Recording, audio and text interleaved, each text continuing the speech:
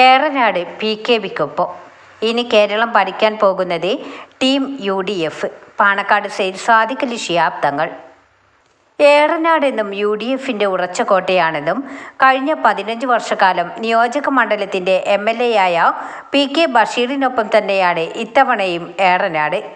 ഏറെ സ്നേഹത്തോടെയും ആവേശത്തോടെയുമാണ് 4ാം തവണയും PKBയെ ഏറനാട്ടുകാർ സ്വീകരിക്കുന്നത്.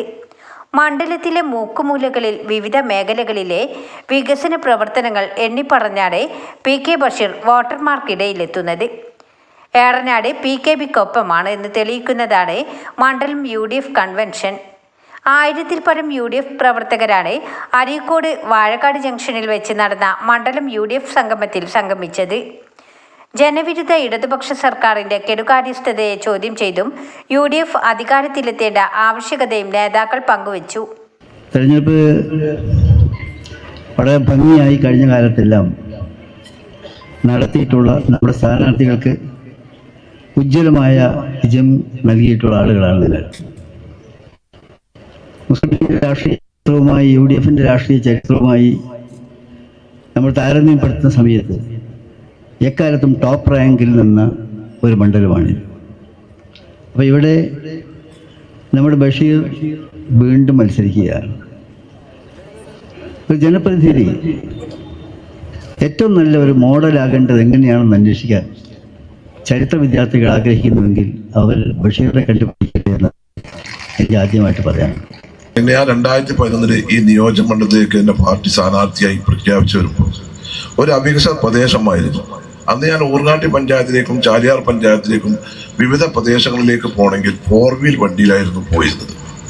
ഇന്ന് എനിക്ക് അഭിമാനത്തോടു കൂടി പറയാൻ കഴിയും, നിങ്ങൾക്കും അഭിമാനിക്കാൻ കഴിയും, എല്ലാ സ്ഥലങ്ങളും ഇതിനെ പാലക്കയം ആദിവാസി കോളനി വെറ്റിലക്കൊല്ലി പള്ളിക്ക് വരെ മാരുതി കാറിലേക്ക് പോയി എത്തിക്കുന്ന ഒരു അവസ്ഥയിലേക്ക് ഈ മണ്ഡലത്തിൽ എല്ലാ അർത്ഥത്തിലും വികസനം എത്തിക്കാൻ എനിക്ക് സാധിച്ചു എന്നുള്ളത് നിങ്ങളുടെയൊക്കെ സഹായത്തോടു കൂടി സാധിച്ചു എന്നുള്ളത്, എൻ്റെ പാർട്ടിയുടെ നേതൃത്വത്തിൻ്റെയും ഒക്കെ സഹായത്തോടു കൂടി സാധിച്ചു എന്നുള്ളത് അഭിമാനം പറയും. വികസനം എന്ന് പറഞ്ഞാൽ അടിസ്ഥാന സൗകര്യങ്ങൾ എല്ലാ പഞ്ചായത്തുകളും എല്ലാ മെയിൻ റോഡുകളും റബ്ബറൈസ് ചെയ്തു, പഞ്ചായത്തുകളുടെ റോഡുകൾ റബ്ബറൈസ് ചെയ്തു, ആരോഗ്യ രംഗത്ത് നേട്ടങ്ങൾ ഉണ്ടാക്കി.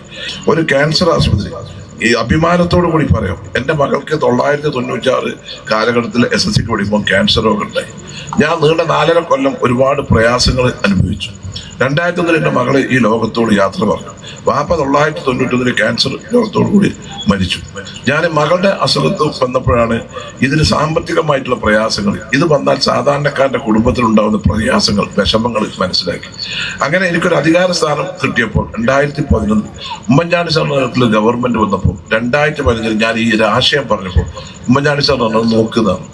അപ്പോഴേക്കും ആ ഗവൺമെന്റ് പോയി. പിന്നീട് ശ്രീ പിണറായി വിജയന്റെ നേതൃത്വത്തിൽ ഒരു ഗവൺമെന്റ് വന്നു. സംസ്ഥാനത്ത് ആദ്യമായി സീരിയാജി ചാരിറ്റീസ്, ഗവൺമെന്റ്, മലബാർ ക്യാൻസർ ഇങ്ങനെ ട്രൈപാർട്ടി എഗ്രിമെന്റിൽ എടവണ്ണയിൽ ആധുനിക രീതിയിലുള്ള ഒരു ക്യാൻസർ ആശുപത്രി, 3 ഡോക്ടർമാരെയും 2 സ്റ്റാഫ് നേഴ്സിനെയും ഒരു ലാബ് ടെക്സിന്റെ സർക്കാർ തരും. ബാക്കിയുള്ള അതിന്റെ ഇൻഫ്രാസ്ട്രക്ചറും ചെലവുകളൊക്കെ സ്വീകരിച്ചു. ഇന്ന് മലപ്പുറം ജില്ലയിൽ 30 ആളുകൾക്ക് ഡെയിലി കീമോതെറാപ്പി സൗജന്യമായി നൽകുന്ന, മാമോഗ്രാഫ് സൗജന്യമായി നൽകുന്ന, അൾട്രാസൗണ്ട് സൗജന്യമായി കൊടുക്കുന്ന, ലാബ് സൗകര്യം സൗജന്യമായി ഒരു ക്യാൻസർ ആശുപത്രി കേരളത്തിലുണ്ടെങ്കിൽ അത് എടവണ്ണ സീരിയാജി ക്യാൻസർ ആശുപത്രിയാണ്. അഭിമാനം. പാണക്കാട് സെയ്ദ് സാദിഖ് അലി ശിഹാബ് തങ്ങൾ ഉദ്ഘാടനം ചെയ്തു. ET മുഹമ്മദ് ബഷീർ MP മുഖ്യ പ്രഭാഷണം നടത്തി. KK അബ്ദുല്ലക്കുട്ടി അധ്യക്ഷത വഹിച്ചു. ഗഫൂർ കുറുമാടൻ സ്വാഗതം പറഞ്ഞു.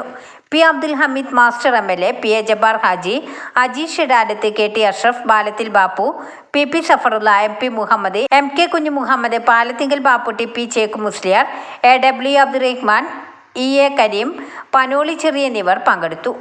ന്യൂസ് 10 അരീക്കോട്. വാർത്തകൾ നേരത്തെ അറിയാൻ Facebook പേജ് ലൈക്ക് ചെയ്യൂ, ചാനൽ സബ്സ്ക്രൈബ് ചെയ്യൂ.